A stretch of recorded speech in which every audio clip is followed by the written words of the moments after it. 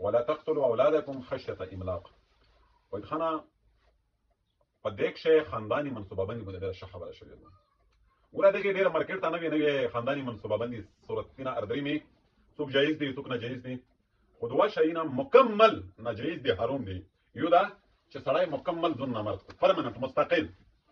دومه دا چې ښځه مکمل همیشه د پوره مستقل ځون د تولد د تناسل نه وباسي لکه بچه‌داني لري کول، دا حرام دي بالکل هیڅ صورت نه. ځکه دا په خلق الله کښې تغیر کول دي، مطلق کښې حرام دي، په خلق الله کښې تغیر حرام دي. دا دوه صورتونه خو په هر صورت جایز نه دي چې سړی پرمن مستقل ځون نامرد کړي او د ښځه مستقل د صلاحیت ختم کړي چې هغه حمل لري کو بچه‌داني لري کو یا مستقل بند کو.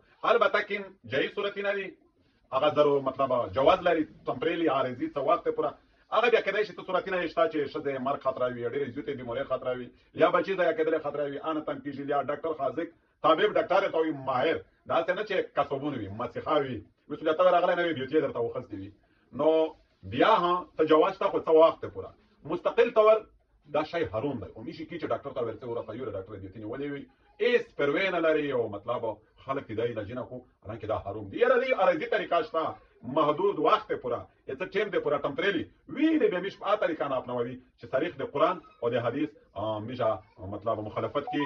او یو بله طریقه خلک ایجاد کړی دو چې پلور یې چې زه د بچو نه کفالت څرنګه کوم، تربیت نه وشي، تعلیم نه وشي، زه تعلیم څرنګه کوم، ښځه یې کنه چې مو حسن خرابېږي شروع شاید دا طریقې حرامې دي چې د وجنه تولد تناسل لري څو بند کوي. وما علينا الا الله.